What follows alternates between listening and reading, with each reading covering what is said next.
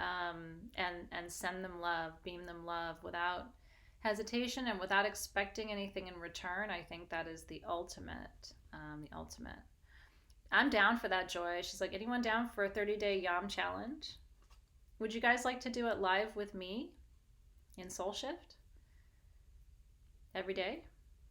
You know, Alexis and I have been trying to put our heads together, and a couple of you have messaged us, like Ursula, you know, saying it'd be really great if we had something that we were doing every single day together while we navigate this really interesting time. Would you like it? I kind of like that idea. I'm kind of into that. Okay. Well, let's do it. I'm down for it too. So we'll do it. We'll figure out when and how, and it may have to be a little bit impromptu just because on some days it's hard for me to schedule things too far in advance, but I like the idea that because it's heart chakra, and I just feel like love is the medicine right now, even though what we're experiencing, you know, we're not experiencing the opposite of love. We're not experiencing anger or hatred or anything like that, but we are experiencing anxiety.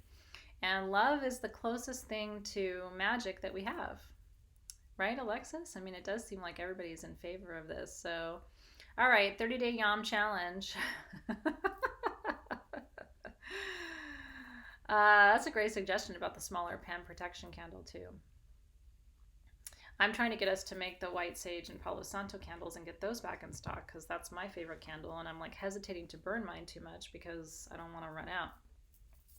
Even I hoard sage goddess stuff. I do not have a universal supply. All right, well, I'm down too, and so it is. We will do that. I like it a lot. Sounds real good to me. Okay. Let's talk about Parvati. So when we talk about Shakti, and this is probably the most important. Yeah, we'll start tomorrow. So tomorrow's Thursday, so we'll start. And you know what? Honestly, realize tomorrow is spring in the Northern Hem. Isn't that a beautiful way to turn the season, you guys? To do a 30-day Yam challenge on the first day of spring. I love that so much.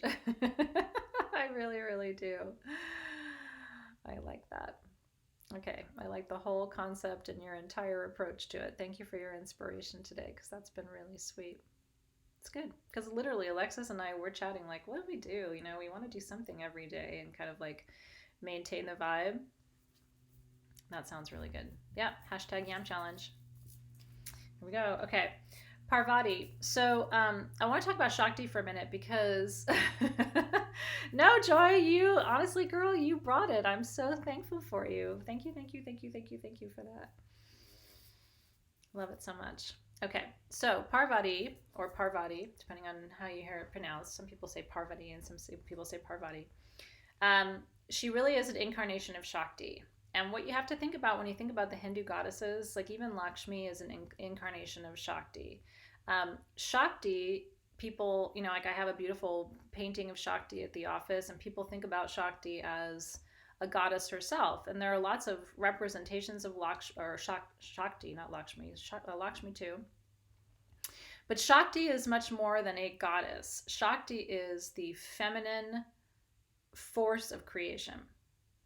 Just like Shiva is the masculine force of creation, and together they unite and they yield life, right? And so that's what you should be thinking about when you think of Shakti and any of her incarnations. So Lakshmi is an incarnation of Shakti. Parvati or Parvati is an incarnation of Shakti. Durga, all of the Hindu mother goddesses, Durga, Kali, Parvati, Saraswati, Lakshmi, they're all these incarnations of this ultimate feminine force of creation. And what I love about it is, just like with all mythology, really, and this is the way I look at mythology anyway, it's our ancestors' attempt to personify these different qualities and give them different names and different energy streams and different properties, but they all come from one source, right?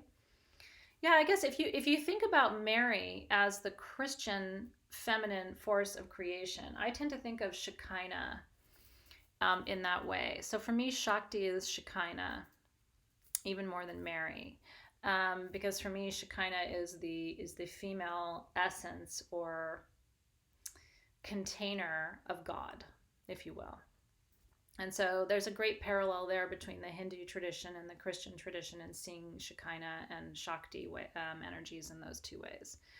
And so Parvati is the way I think about her anyway. She is the supreme mother and wife. She went to great lengths to engage Shiva as her beloved, and to help heal his heart, because he had lost his first wife, and so she came along and embodied this perfect essence to become his second wife, and then brought forward, like I said, through their union, Ganesha, who is the remover of all obstacles. And I think that's, if you want to think about Ganesha, it's a really beautiful metaphor for what it means for love to remove all obstacles in your life. There's nothing that love can't overcome. Even our current circumstance, if you think about it. Now, it's not love in its like pure embracing sexual or sensual form isn't what overcomes all obstacles. I'm talking about love as action, love as union, love as connection, love as service, love as inspired action and embodied action and bringing forward what's needed in any moment. I'm talking about love with a big capital L, right? Not like love with a little l.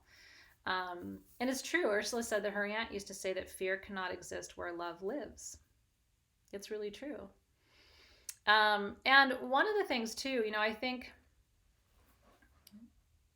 take this, in whatever way it resonates with you, or maybe won't resonate with you. I think the biggest challenge right now that we're facing as a humanity in this exact moment is that we are afraid of our mortality. This experience is really bringing up, and I haven't said this publicly because it feels more like something more appropriate for our internal purposes, because some people who aren't really on a deep spiritual path may not understand what I'm telling you with the same intention that it comes with, if that makes sense. But I think if you boil down all of the anxiety that's happening right now in our world, it comes down to our fear of death, our fear of our own mortality. And a fear of death presumes, right, that on some level, you're not sure that the ultimate love really does exist. On some level, if you fear your mortality, it's because some little part of you doesn't believe that when you close your eyes here, you wake up somewhere else, back in the arms of the absolute union of energy. And I do believe in it. I do believe that I came from something really amazing. I came from a place where I wanted for nothing, where I was everything, because I was part of the totality of everything that has ever been and will ever be. And so, and it's interesting because Brenda says, I'm not afraid of death as much as I'm afraid of dying. But again, and I'm just putting this out there for your consideration because I think it's happening tonight with our journey in a little bit of a way. If you could kind of look at that head on for a second and put it in its proper perspective. Now, Ruth, we haven't started yet. I'm with you, girl. We're not there yet. I'm going to open our circle in just a minute, and then we'll light candles and do the whole thing. But I wanted to teach you a little bit first. We fear leaving people behind. We fear maybe on the other side it's not real great. We fear losing everything that we're attached to in this life, right? But the one, and this is my personal opinion, the only way to work with that fear, I'm not saying to let that fear go. You're human, I'm human, we're mortal, whatever, right? It's a natural fear. It's not like it's unnatural. You don't have to overcome it, right? But if the only balm for that wound, the only medicine for that fear is love. I promise you. It's the only thing that will even begin to hold that, right? And again, that's what I'm saying. It's natural, it's human, all those things to have those fears. But at some point, you kind of have to look some of that in the eye and say, I'm going to look at that and meet that fear, that very normal human fear, with love. I'm going to meet it with love. Ooh. I'm going to meet it with love. So just a thought for you tonight. Just a thought, a way to potentially hold what is, at some point underneath everything that we're feeling right now is the ultimate human fear. And the one thing that we have that we can meet that fear with and soothe it with and calm it with and address it with and comfort it with, the only thing we can meet that big of a fear with is love. Because it's big enough to meet that fear. Nothing else is. Happiness can't really meet that fear. Happiness almost seems like a Band-Aid on it, doesn't it? Happiness doesn't meet that fear. That fear is too big for happiness. Happiness is too fleeting. Peace is wonderful, but it still doesn't quite touch that fear, right? But love is big. Love has the potential to meet that fear and meet it at eye level and say, I fear this, but I can meet it with love. I can meet it with love for myself. I can meet it with love for other people. And the reality is, we are here to love. If you follow the Buddhist path at all, which I do to a certain extent, we're here to learn. We're here to love, right? And we're here to teach, to share what it is that we learn through love. That's the only reason that we're here. So there's no real answer to the deeper fears that we might be holding. I do think there's real power, though, in acknowledging what's underneath everybody's anxiety.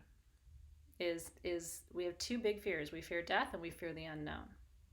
And because those two things are sort of present in this dilemma that we're facing right now, we're having to look at those things. And it's better to look at it, I think, and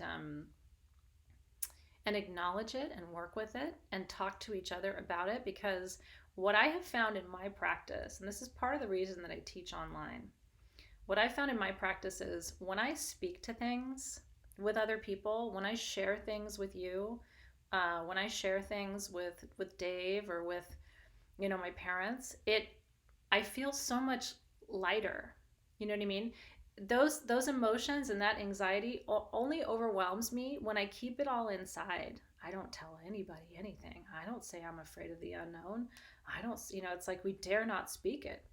And so part of the reason why I even spoke these words into the space tonight is I promise you will feel better if you acknowledge what's underneath. Because then it's like you shine a light on it and it doesn't have the capacity to overwhelm you in quite the same way. It's like these things become bigger in our heads or overwhelming to us because we're not willing to look at them.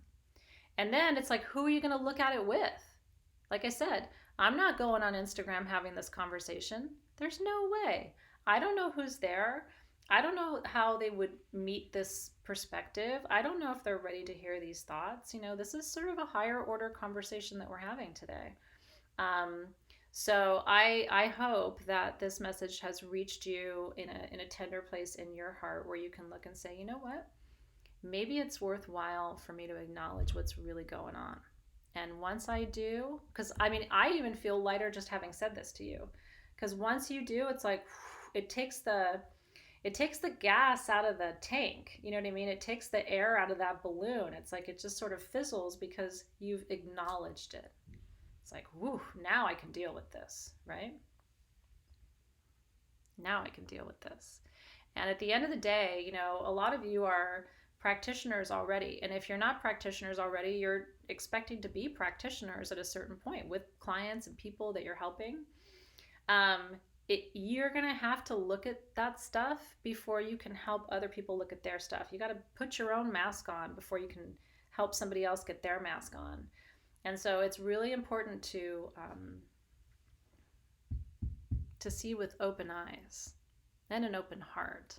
And then to have a lot of compassion for yourself, because you're not alone. You're human, having a human experience. There is some part of your soul, like mine is standing right behind me, going, "Isn't that cute? Look at her. Look at her talking about what she's afraid of. Look at her. She forgot who she is. Look at her being all human and cute." There's some part of you where it's like, that higher self is like, "Aw, sweetheart, you don't need to be afraid. You just forgot. It'll be okay," right? It's true. Okay. I didn't open a circle before our mantra because, now this is up to you.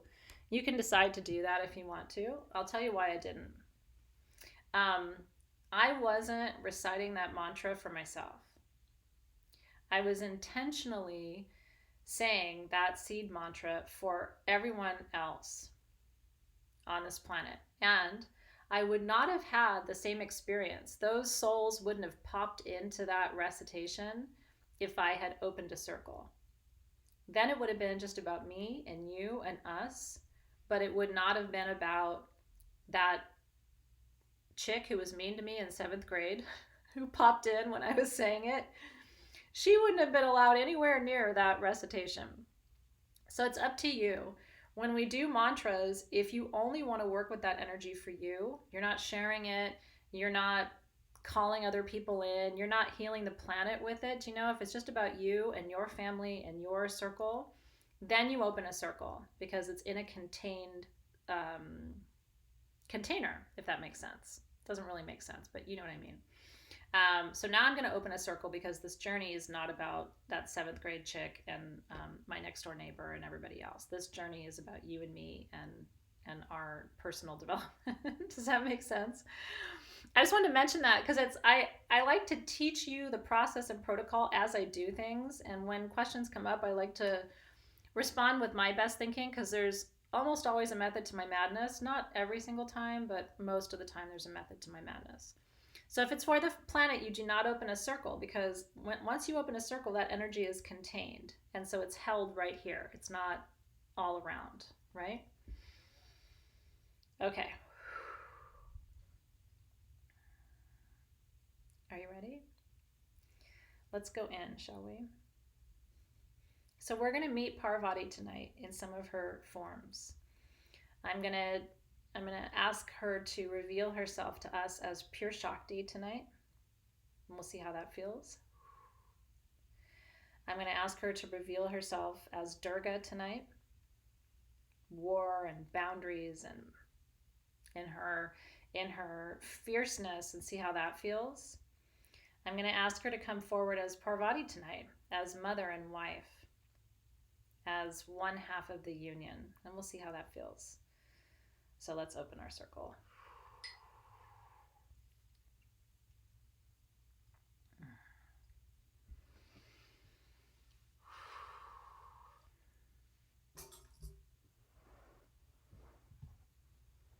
So I'm going to light my Parvati candle. Let me see if I can tilt this down a little bit so you can see my situation here.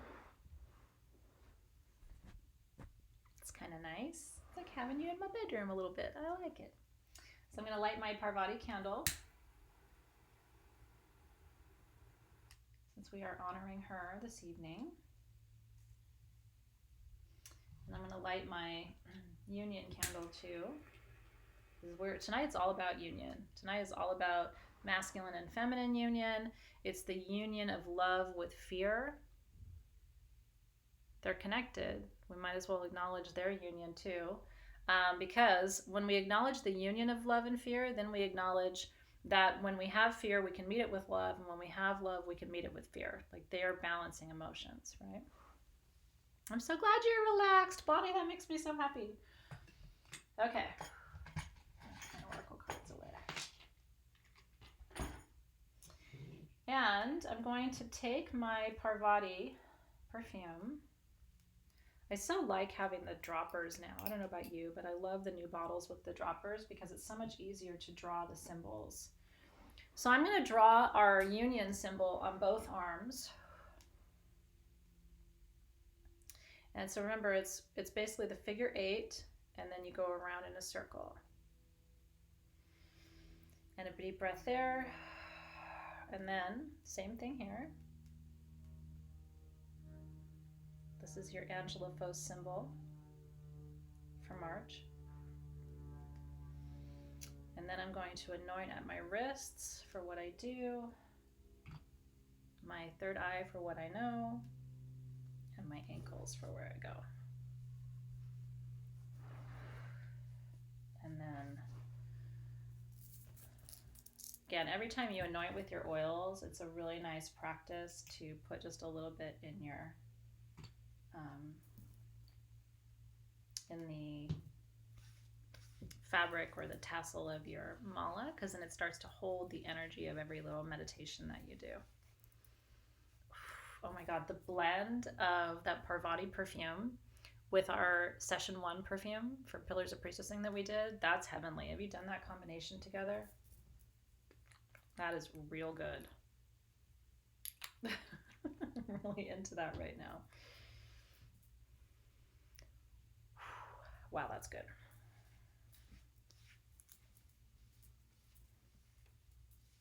And the sari ribbon will hold the scent forever.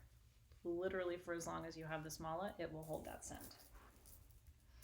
Okay, so a common, another mantra for Parvati, just so you know, and it's a very common mantra in Hindu practice in general, is Jai Parvati Mata. Jai is sort of an invocation or a greeting, and then you say the goddess's name, and then Mata means mother. So you can say Jai Lakshmi Mata, you can say Jai Durga Mata, Jai Parvati Mata, Jai Sarasvati Mata, and it's just an acknowledgement. It's a greeting to that particular deity. So that's another way you can begin your meditation, or as you light your candle, Jai Parvati Mata, inviting her into the space. Okay. So I'm gonna move through the different phases and faces of her tonight. And I want you to begin by rolling your shoulders back, making sure that you're in a really comfy place. We're going to be sitting on this next month, or I'm sorry, next week, next session, as we do our ancestral party box and we grid together. But for tonight, you can wrap this around you. I'm going to sort of cuddle up with it. You can wrap it around your shoulders too, is another beautiful way to work with this for tonight without lighting your candle on fire. And use it like a little blanket if you want. When I don't have this around me or near me, I'm keeping it on my massage table in my crystal room. So if you have a massage table, it's really nice to have that on top of your massage table too, if you like. Yeah, it's like hail. Like I said, it's like a greeting. It's like an acknowledgement of that they're there. You can sit on it too if you want, or wrap yourself up in it. That's exactly right, Adara Music. You got it exactly right. You got it exactly right. Okay.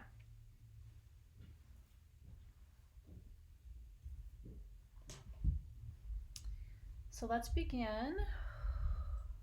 I'm going to play the pyramids for you one more time. These are just a beautiful way of setting the energy in the space.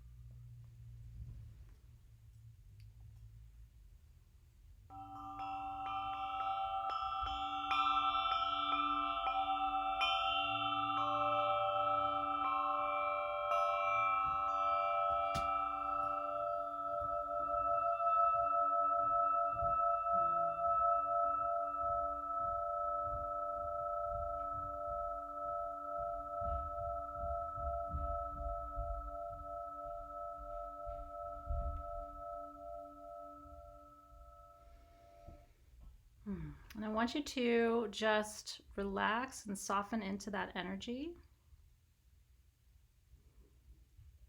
for just a moment.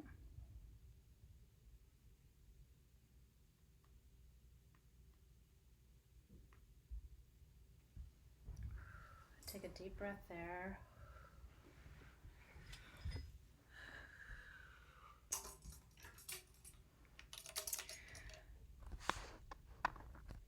And so our first work tonight with this mother essence and this mother energy is going to be with Shakti herself. We're going to begin there. That's how I was guided to create tonight's ceremony for you. And so Shakti, as you close your eyes and roll your shoulders back and call your energy in, Shakti is every essence, every energy, every scent, every vibration, every frequency of creation.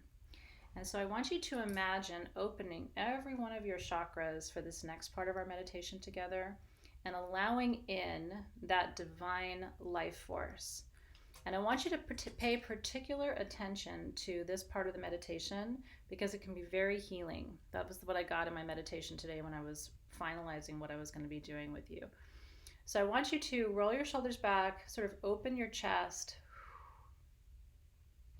And I want you to invite every cell in your body, from the top of your head, over your neck and your throat, every cell in your face, your entire brain to open. Invite your shoulders and your arms, your elbows, and the fingers all the way to the fingertips. Open your chest. Allow the cells of your heart, your entire digestive system, every organ in your body, all the way down to your hips, opening wide, allowing your entire creative system, your procreative system to open, every cell there opening. Feel your hips on the floor and through your hips down over your thighs to your knees. I want you to imagine opening every single essence of every single cell. And what we're going to do tonight is we're going to call Shakti in from not only the vertical direction or the horizontal directions, but we're going to call her in from the vertical directions too.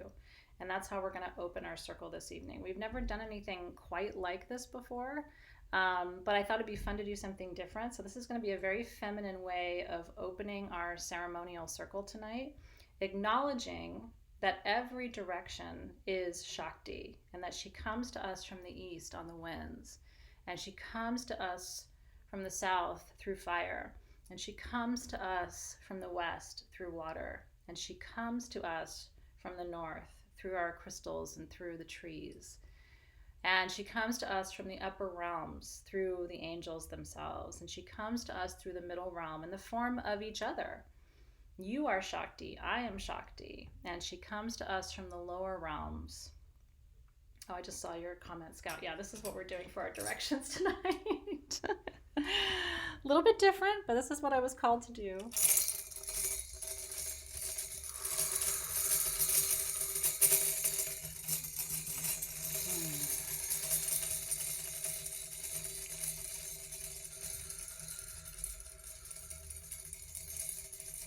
And so, Shakti, we summon you tonight to come into our sacred circle. We call upon you and we welcome you as you come to us from the east. And Guardians of the Eastern Gateway, we ask that you open the gateway for Shakti tonight so that we can experience her as the force of creation of life, the breath of life. And Shakti, we feel you, we breathe you, we welcome you in through our lungs.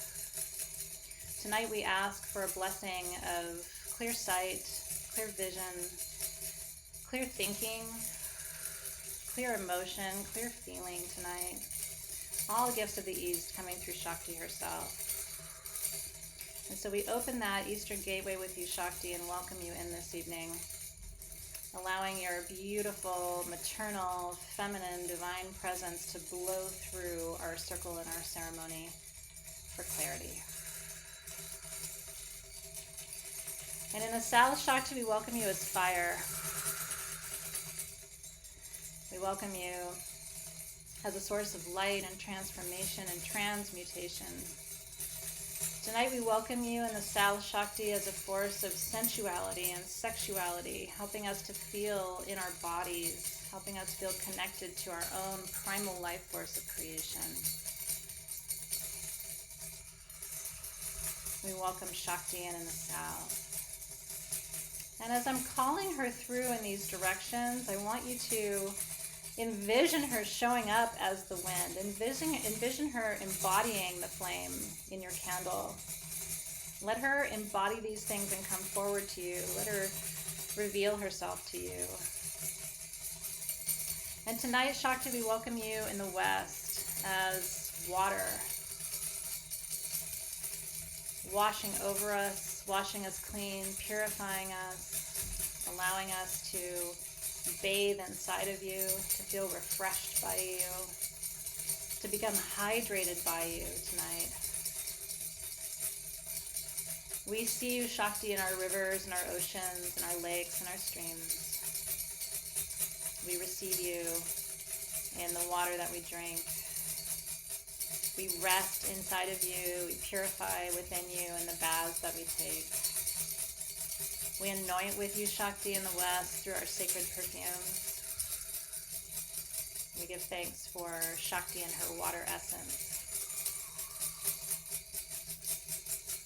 And in the North, Shakti, coming to us in the form of the trees and the plants, embodying yourself in our crystals, teaching us about strength and patience. The feminine can be very patient. She waits. She doesn't rush. She takes her time. Thank you for teaching us steadiness, Shakti, teaching us how to move more slowly, teaching us how to root down into our lives and into our communities as you come and embody all of the energies of the North with us tonight, Shakti. And in the upper realm, Shakti, you come to us as an angel of light and beauty. You come to us as an angel of protection, an angel of wisdom. You come to us as a child of the stars who walks with all of the stars in her hair. We welcome you in your most expansive capacity, Shakti, as all of the stars in the sky come to embody your power and your beauty and your presence. We welcome you from the upper realms. And in the middle realms, Shakti, you emerge as me, as one of us, as a woman walking this planet at this time, as a mother, as an aunt, as a daughter, as a son, as a brother, as a father. You come through all of us, for we are all half feminine light. Thank you for showing up in my brothers and in my sisters, in the people I meet every day, in the strangers I run into in strange places. Thank you for showing up as my children, as my teachers in the middle realm. We welcome you here. And then Shakti in the lower realm, we welcome you as Gaia herself. We welcome you as the energy lines that run across our planet and the incredible life force that runs through them and across them. We welcome you, Shakti, in the form of the bones of our ancestors underneath our feet. We see you, Shakti, as the fire within the planet that never goes out, so that even in our moments of fear and anxiety, we can press into you, we can draw upon you and receive you. We welcome you from below us through the lower world gateway tonight, Shakti, under our feet.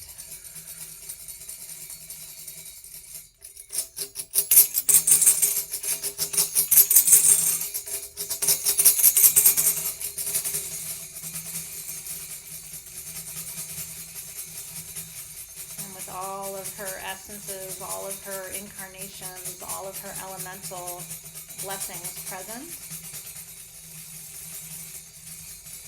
together we say Amen Aho, and so is.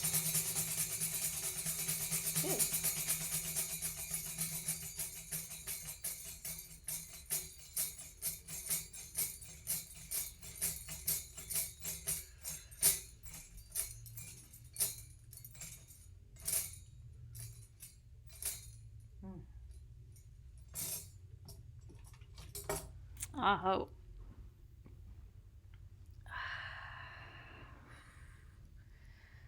And I don't know if you could, but I could see her as wind, and I could see her as fire, and I could feel her washing over me as water, and I could sense her standing before me as a massive tree in the north. And then all of a sudden, all of the angels appear as her. And then I'm reminded of how much of her I see in you. And then all of a sudden, I feel like she's right beneath my feet. Beautiful, beautiful, beautiful. Jai Shakti Mata. I am here, you are here, we are here. That's exactly right, and how beautifully put. That was fun.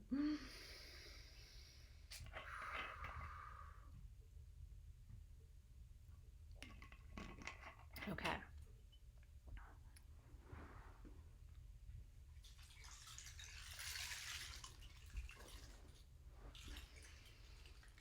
Aho. Whew. Now, I want to welcome Shakti in the form of Parvati. And in this form, to me, she is pure water. She is divine flow. She's literally the body of the wife, the body of the mother, creating life, allowing herself to be entered. And so, for the next part of this meditation, I want you to imagine Parvati herself blessing you with life and with union and with peace and with flow.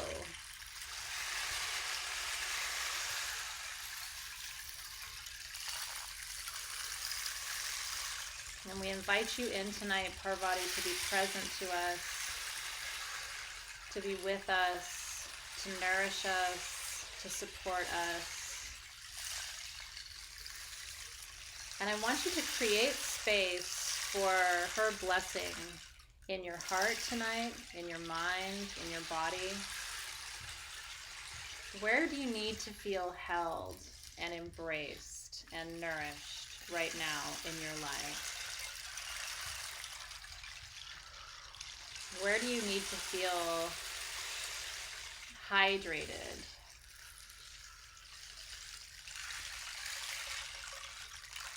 Where are there hard edges in your energy field that need to be softened tonight?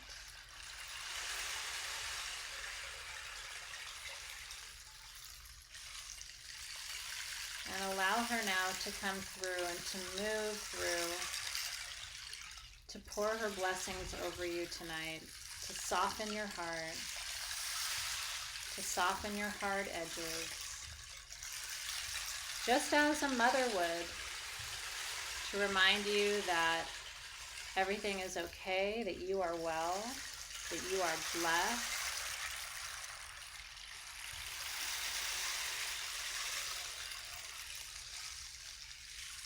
And imagine these sounds as literal water washing over you, purifying, cleansing, releasing, surrendering. And one of the ways I love to work with Parvati is to think about what is too heavy for me to carry. And just as you would, as a child, tell your mother what you're worried about or what your problems are, and she would help you. She would solve them with you and for you and make them better. Tonight I want you to really think about what you can give to her tonight, what you can release to her, what you can surrender to her. And I'm going to go quiet now, and I want you to stay in this place for just a few minutes of giving this to her. in the sweetest, softest surrender. Anything that is too much, too heavy, too overwhelming. And imagine that she's there waiting and ready to receive it from you with love, and most of all with patience. Some people say that Parvati waited thousands of years for Shiva to marry her. If she can wait that long for her beloved, she can wait patiently for you to surrender, to allow, to release. And as you open your heart tonight, I want you to imagine really letting go of what might be sitting in dark corners, old places. Open your heart as widely as you can and ask yourself what you're ready to release tonight.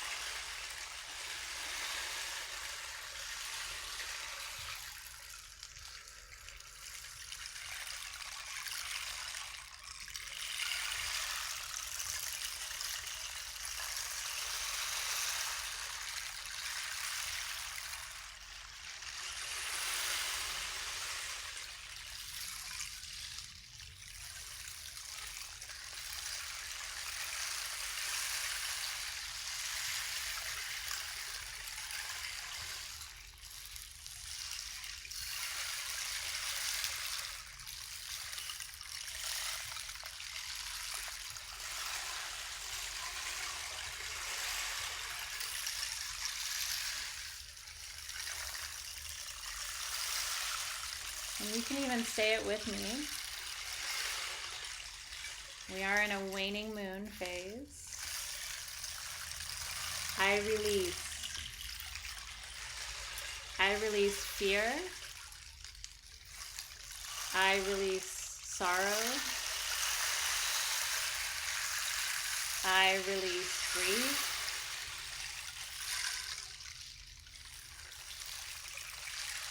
I release sadness.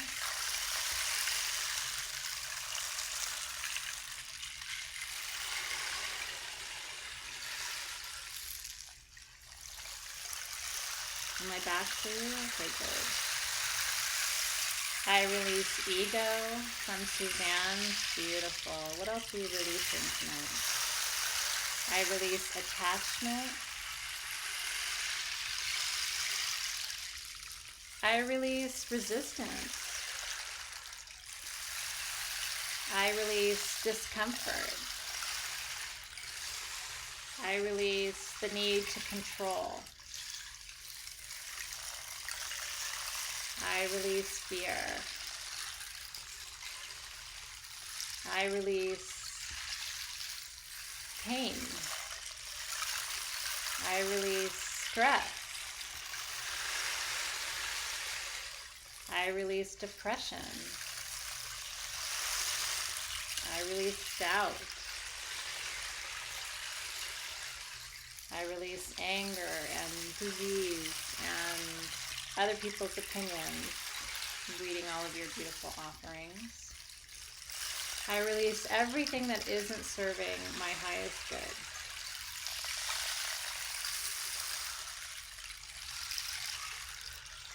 I release frustration.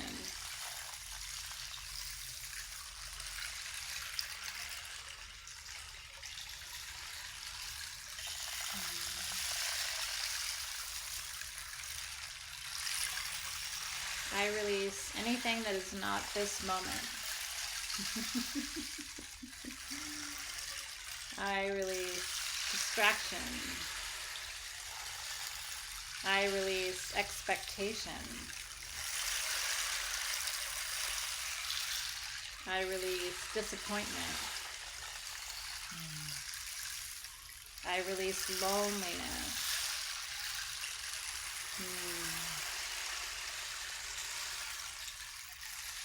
I release separation.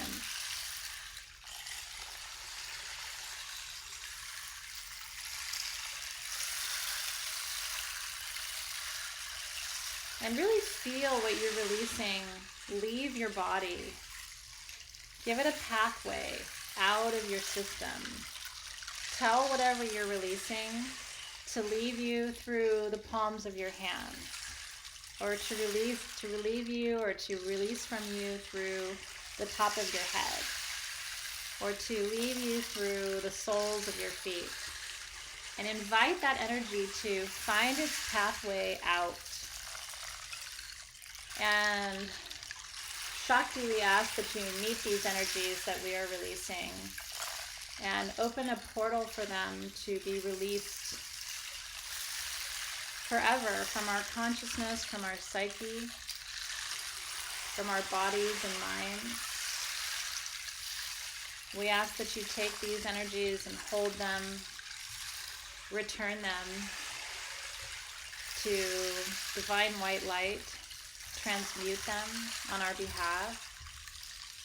And we give you permission tonight, Shakti, Parvati, to replace those heavy emotions with your maternal love,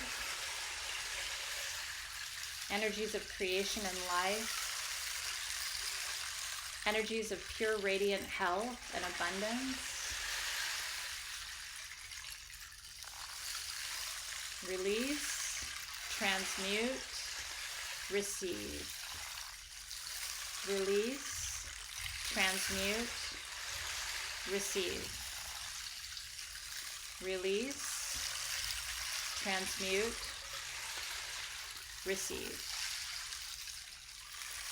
Release, transmute, receive.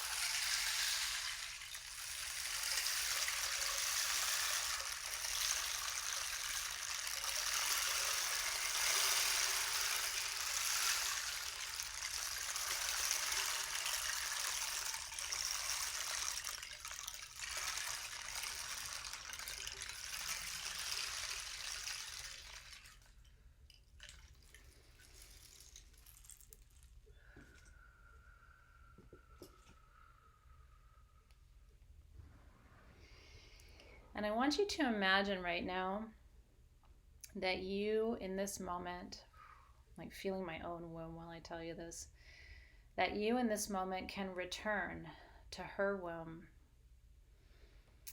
And I want you to imagine being able to curl up in the tiniest little fetal position right now, becoming as small and compact as you can. And I want you to imagine being able to curl up inside of Parvati's womb tonight. Just as if you would curl up on your mother's stomach or her abdomen and snuggle up. I want you to imagine being able to re-womb and return to that original perfect embrace. We all came from a mother's womb, and in that womb, all of our needs were met. Our need for food, our need for water, our need to breathe, our need to be held and to be kept warm and safe. Every single need that you had was met in every moment in that womb. And so as you re-enter your mother's womb tonight through Parvati, and we're so grateful to her for allowing us to enter and to have this experience as a collective tonight, I want you to imagine feeling that once again, every need that you have is taken care of in this moment. I want you to feel safe and held and nourished and embraced and loved and seen. Every possible need you could have for love, for safety, for protection, for health, for comfort, for nourishment. That every need is being met, even in this moment as we're here together. And you can literally, I'm not going to because I'm leading you, but I want you to imagine, you can even just lay down on the floor for just a moment and get back into that fetal position and feel that ultimate connection to a divine source of energy that's there only to care for you.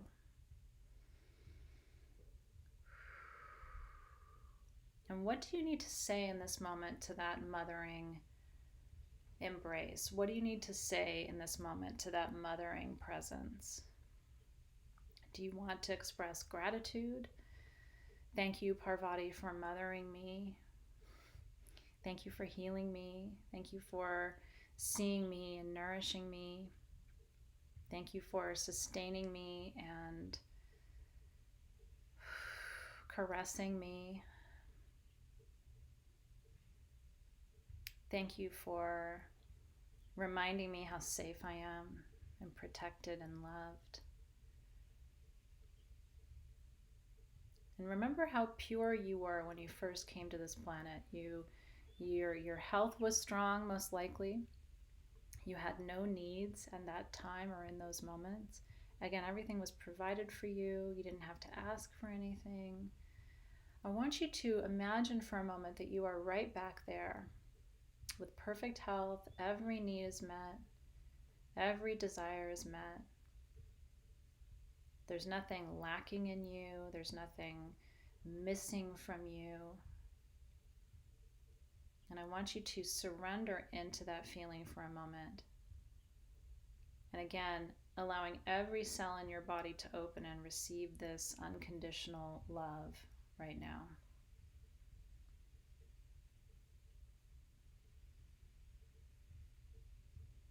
And this is a love through Parvati that is so strong, so profound. It's a love that will wait thousands of years for you. It's a love that will walk to the ends of the earth for you. It's a love that cannot be replaced. And it is true unconditional love in this space.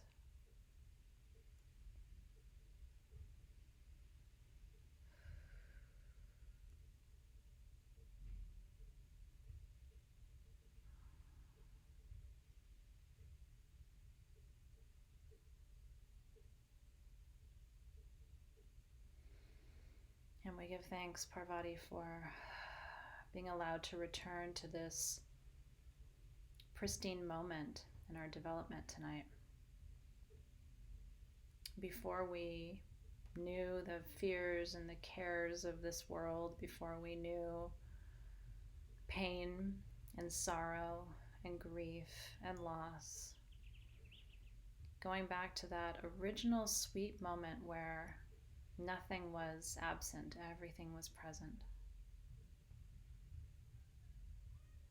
And we ask tonight that you return us to that state of health and optimism and comfort.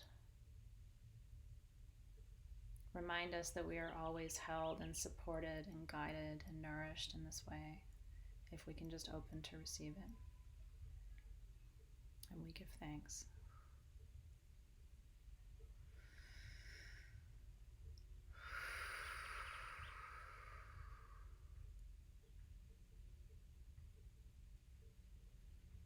And imagine that beautiful energy that she offers you, like a beam of light extending above your head, running all the way through your spinal column, and then down into the center of the earth. And let it just be like a beam of light that aligns you, that illuminates you. Feel it run from the top of your head, down your back, down into the center of the earth. And I want you to really connect to that feeling in this moment of being able to sit within this beam of light that is above you and below you, but also within you and all around you. Because this you can always return to when you're feeling disconnected or you lose this sensation in your daily life as you go back after this journey tonight. All you have to do is extend it above your head, let it run through your spinal column, which is where all of your chakras lie, and then down through your root chakra into the very center of the earth. And then see it anchoring in below you, tethering above you, and then feel that illumination run through you so that you become an extension of that vibrating beam of light. And through that channel, you can run sorrow, you can run pain, you can run anxiety, and let it flow through, because the angels can take it And the guides beneath you in the lower world can take it and hold it from you. You don't have to hold these emotions in your body. Send them skyward, send them earthward. Let the planet hold you. Let the cosmos hold you, and feel that connection tonight. Again, you're always held in this embrace.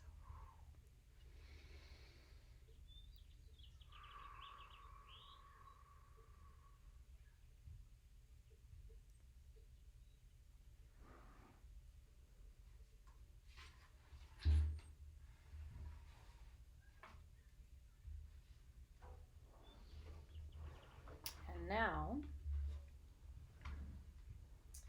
for the last part of our journey,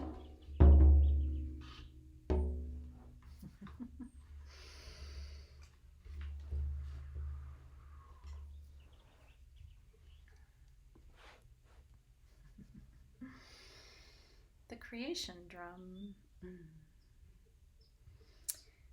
So the last face of Shakti that we will work with tonight is her fiercest face, and that is Durga. And Durga is connected to Parvati. Durga is Parvati's tougher older sister, but she's another face of Parvati too. Oh, I'm so glad you're happy about the drum. I was excited to drum for you tonight. And so as we greet this face of the divine feminine in her warrior aspect, this is where I want you to surrender the most deeply tonight. And I want you to channel and pull up all of the emotions that you're having trouble processing right now. Pull up that frustration, that anger, that sorrow, anything you haven't released yet in this journey. I want you to gather it up, and I want you to imagine releasing it through the vibration of the drum. Give it to Durga tonight. She is the face of Shakti who can take from you the hardest things for you to transmute. For her, it's effortless. It's sort of like giving your heavy energy to Pachamama. And so I want you to bind it up, gather it up, and we, through the drum, are going to give what remains. Everything left that you need to surrender tonight, we're going to give it to Durga. Are you ready?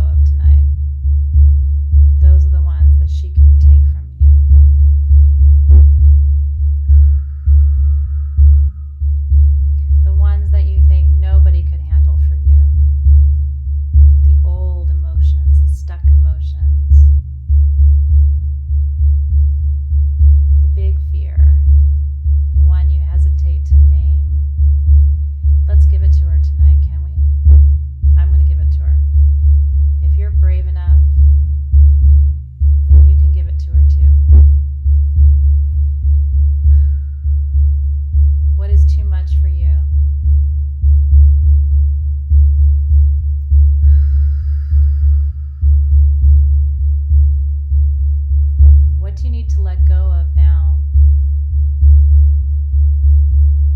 in order to live in this moment? What do you have to release today in order to be here now? To be here in service, to be here in beauty. What must be surrendered now? And let's give it to her. You ready?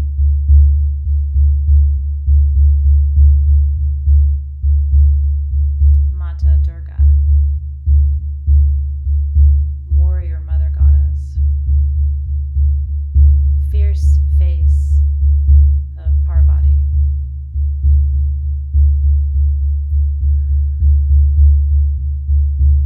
Tonight we peel back the layers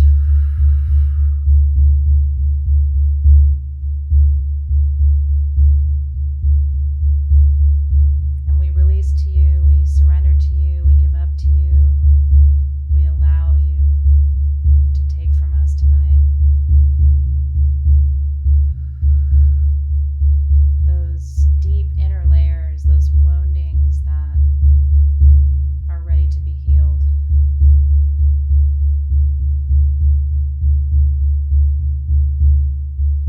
And these are the deeper emotions that are stored in the fat cells of your body, right? We're holding a lot of stuff in our cells, in our body. Open those cells and let it out.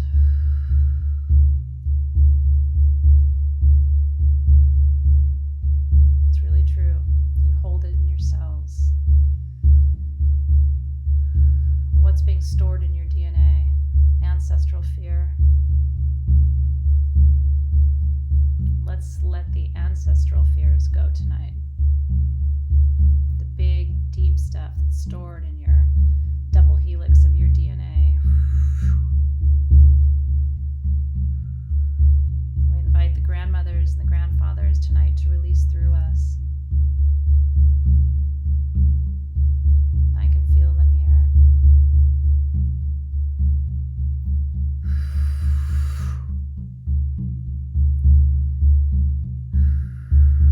Releasing regret and guilt and inadequacy and frustration, feeling unloved and unworthy of love, fear of loss,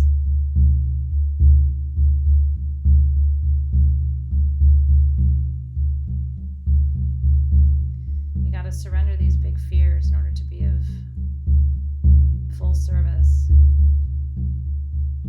got to do your own healing first before you can heal others.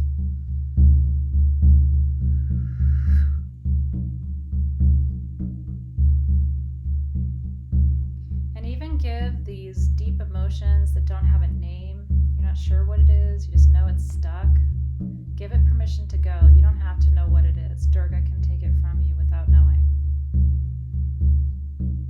Releasing stored emotions in your head and your brain and your neck. Releasing stored emotions in your spinal column. Releasing stored emotions in your shoulders and your arms and your elbows, your hands, your fingers. Releasing stored emotions from your chest, your sternum, your heart, all the heart. Releasing stored emotions from your lungs, your liver and your kidneys and your entire digestive tract.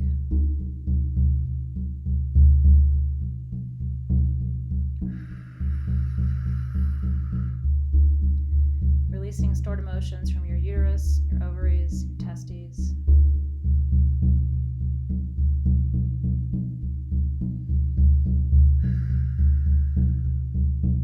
Releasing stored emotions from the cervix, from the rectum, all body systems releasing stored energy tonight. Releasing stored emotions from the adrenals and the thyroid.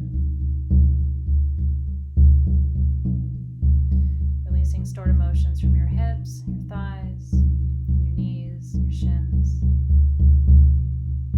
Releasing stored emotions from your feet, your toes, the soles of your feet.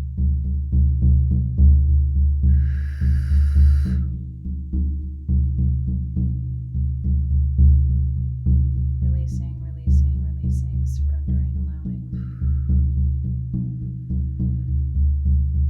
We release these to you, Durga, for your safekeeping, your transmutation, your purification.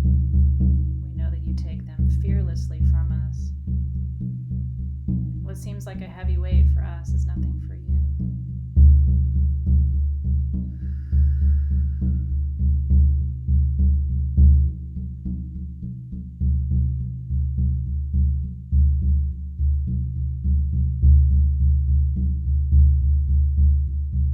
Feeling a new lightness in your body now.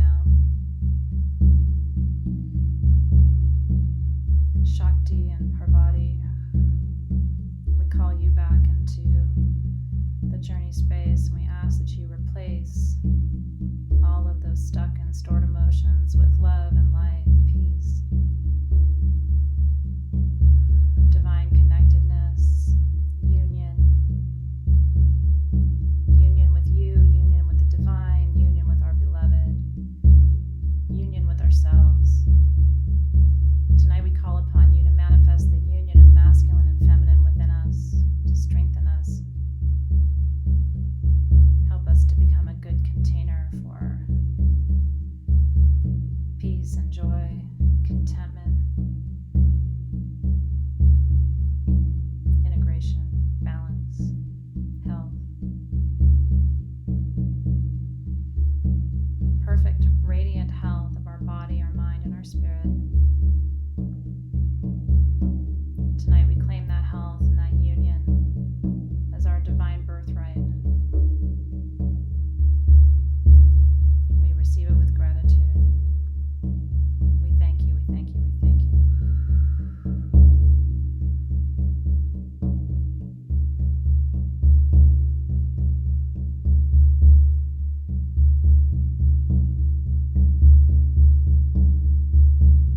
And feel yourself float for a minute. Be light here with me. Just be light. Imagine that it's almost like you could just lift up off the floor for a minute, isn't it? Be light. Feel light. Allow your body to record a somatic memory of this moment so that you can come back here at any time.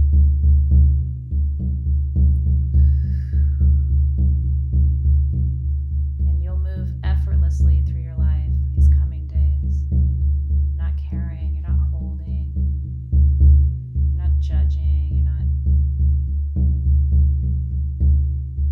constricting and contracting.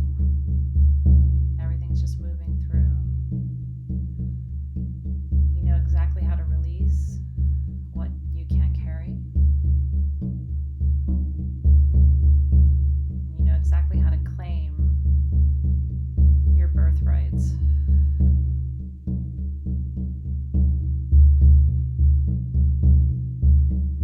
We ask our spirit guides and guardian spirits to allow the vibration, the frequency of this drum to manifest perfect and abundant health in every cell of our bodies,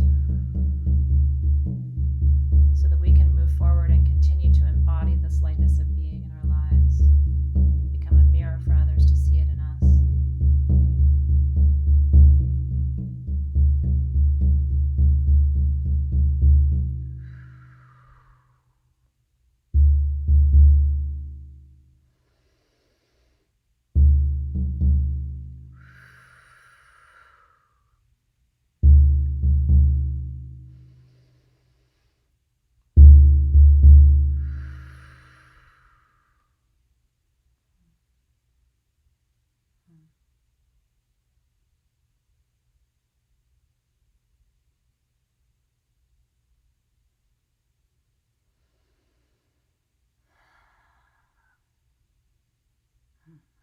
I just want to stay right here.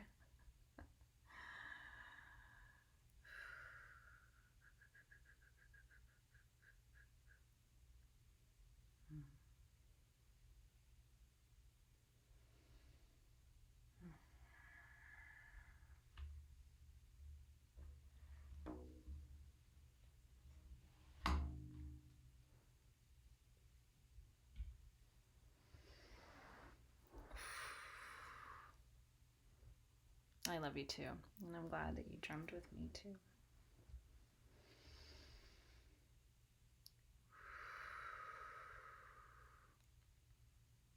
Hands on your knees, palms up.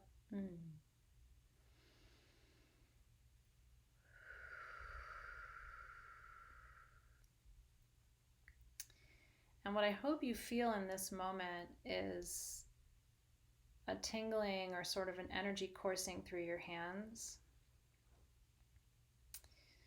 because you're in a state of flow and releasing right now. You're not holding, you're not attaching, you're not owning. You're just letting everything move through in a natural and easy and graceful way. And again, I want you to entrain your body to recognize what this feels like, because this is the desired state, right? So let the energy continue to course through your hands, and do a quick sweep of your field to see if there's anything else, any other resistance that needs to be let go, moved, shed, and give it a passageway. Say, you can move through my hands, you can move through the soles of my feet, you can move through the top of my head. And let it move, let it move, let it move. I have a little family of birds that lives outside my window here in this olive tree. And they're very vocal. They start at 5 a.m. every morning and wake me up. So that was courtesy of, I never have named them, but it's like, we need to give them a name. They're very vocal. Sometimes it sounds like they're fighting with each other, honestly, more than anything.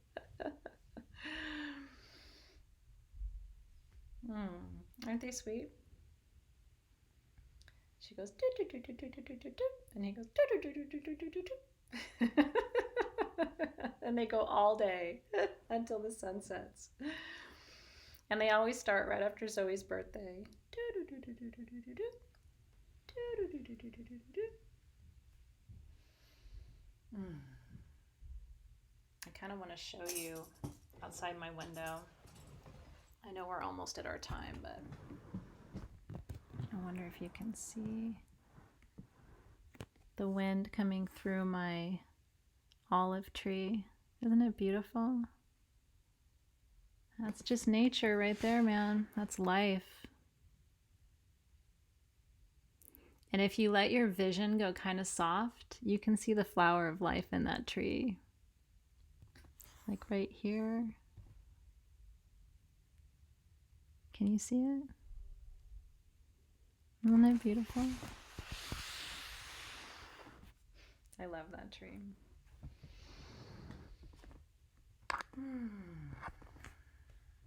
a little flower of life in there. I want to thank our beautiful Parvati and Shakti and Durga, the holy trinity of goddesses tonight, who allowed us to work with them and through them to release what isn't serving us, what's too heavy for us to carry. Wasn't it beautiful? That's the pure allowance of those energies.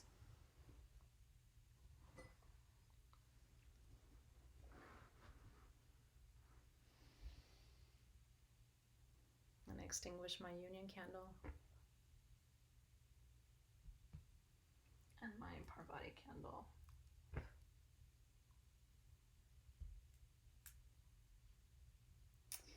And if you have, especially your Parvati candle, continue to burn that one. That's a really good one to burn right now when you're feeling anxious, when you feel like you want to do this, this journey again, but maybe not do the whole journey. Light the candle, lay down, or sit straight and imagine that white beam of light again going through the top of your head out to the cosmos and through your spinal column and then down into the center of the earth.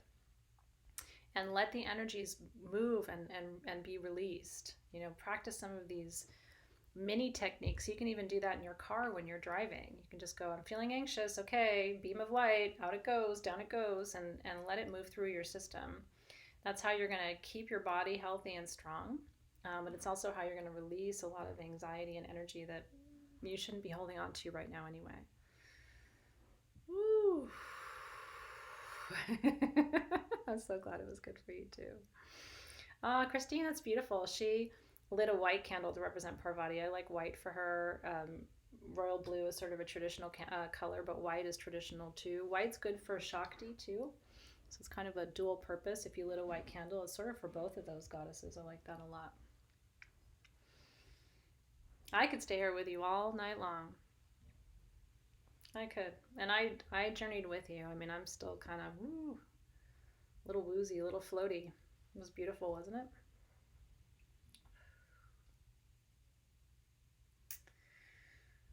So we want to thank you, Shakti,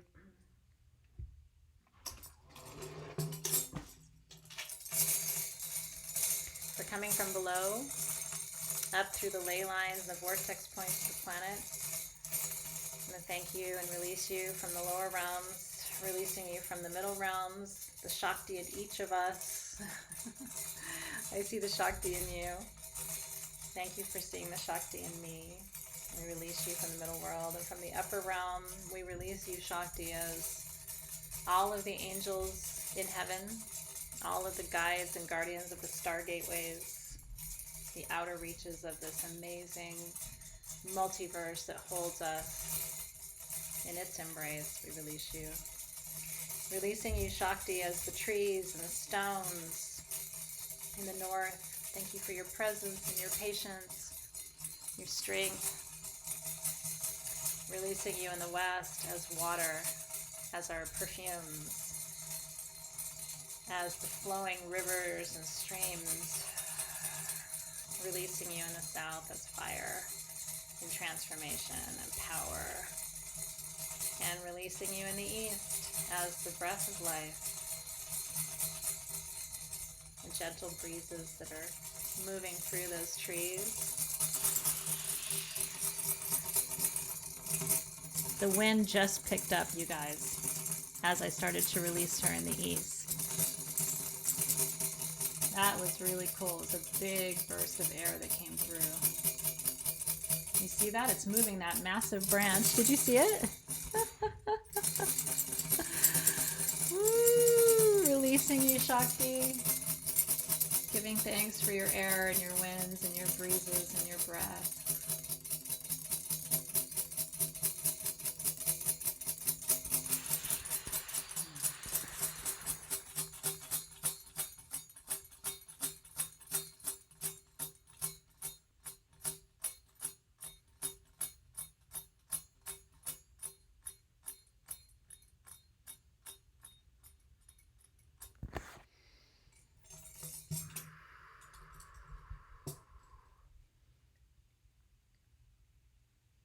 And together we say, Amen Aho, and so it is.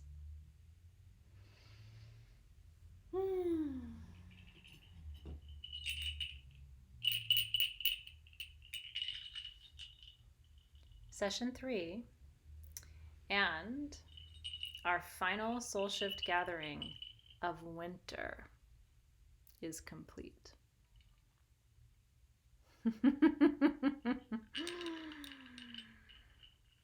That's a great question, Debbie. No, I go in real deep. I was real deep, especially with the drum. I go in with you. I don't have to go in, but I like it. And I feel like when I go in with you, I feel like I can connect with you there in that other space and time. I'm real floaty right now. I hope you enjoyed it. I enjoyed it a lot. I loved being with you tonight. I know I don't want it to end either. But now we have our 30-day, thanks to Joy, we have our 30-day Yam challenge. Alexis and I are going to sort that and figure out how and when and where.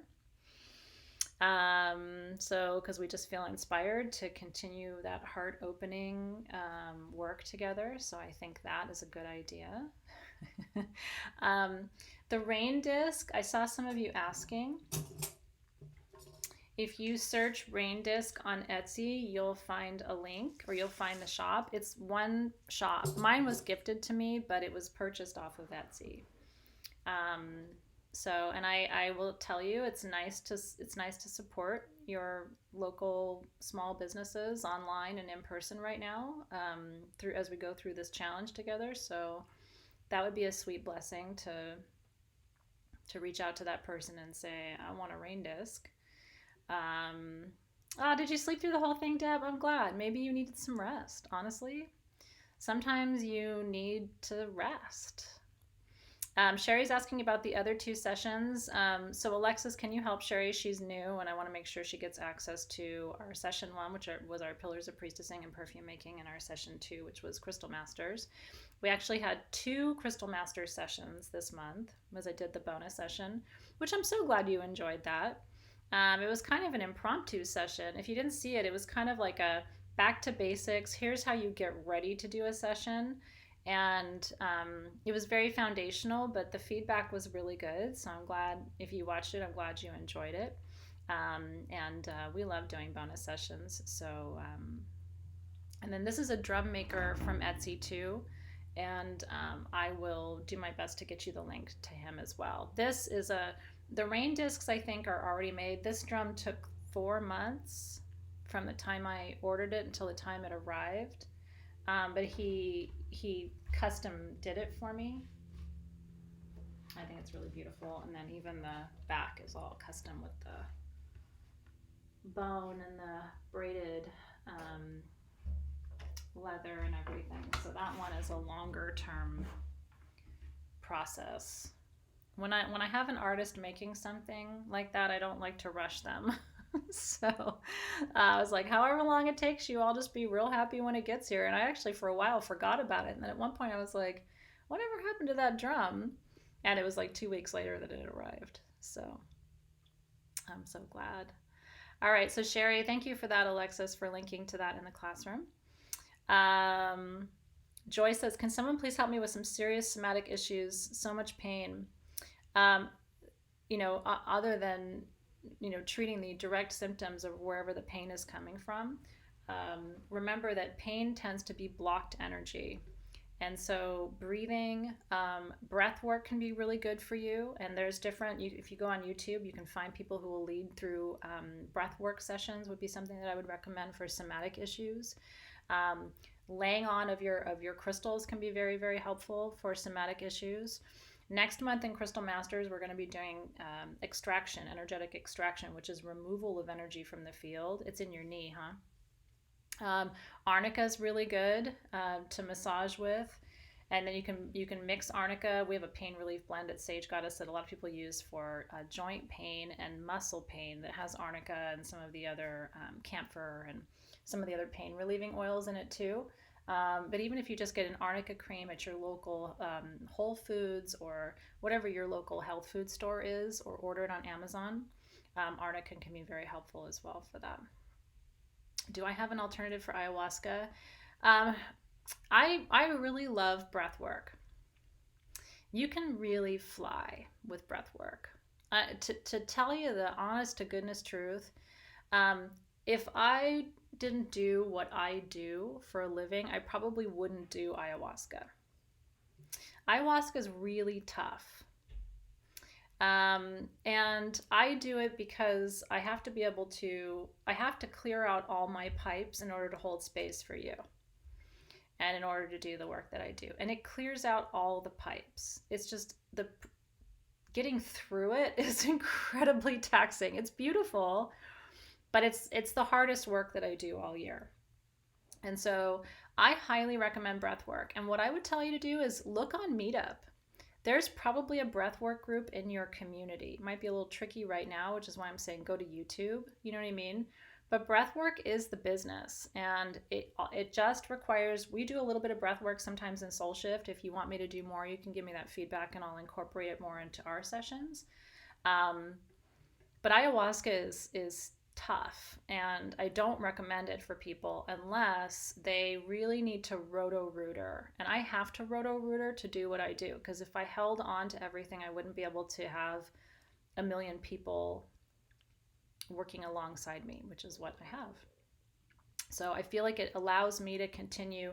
People always ask me all the time, like, how do you do this? And how do you stay sane? And how do you stay happy? And how do you stay light? How do you stay, how do you not weigh 1,000 pounds or like get so stressed from everything? And it's because my pipes are pretty clean. I do my work, you know what I mean? So I don't hold on to your stuff and I don't hold on to my stuff, but I don't think ayahuasca is for everybody. I really don't. And I think if she was sitting here, she would probably agree that she's not for everybody. There are some really great breathwork coaches like in Los Angeles and different places. So I would, and there's also Dan Brule was my first breathwork teacher. Brule. He's kind of a, he now does breath work for Tony Robbins. And so he's kind of a big deal. And I don't think I'm still in touch with him, but I don't think he does like one-on-one work with people anymore because he just doesn't have to. He's kind of the breath work teacher to the stars. But I think he has a website. Let me look into it because he may have a network on his website. If anybody does breath work in the US, they know Dan Brule. Probably were taught by him. And so I'll see if he's got a website with maybe a network where we could plug you in and see if there's a local teacher where you are. Not creme brulee, Dan Brule. That's really funny. Yeah, so let me see what Dan's website looks like, and I can link you to it. He's super cool. He's just, when people get big, I mean, he's still very humble, but he's definitely a little harder to reach now that he's so global. That's fantastic. Alexandra in our group is a certified breathwork facilitator. Alexandra, can you help us? Would you be able to help us find a website with a network so that people can find a local practitioner in their area? That would be so cool. I would be very, very grateful if you were able to do that. And I will tap my sources, shake my trees too, and see what I can find for you. That's right. All right, you guys, thank you so much. I'm really grateful that you were here tonight. I hope you enjoyed the experience as much as I did. It sounds like you did. Tomorrow is live Ostara Spring Equinox Ritual at 6 p.m. I cannot wait. We're going to be doing that from the house too.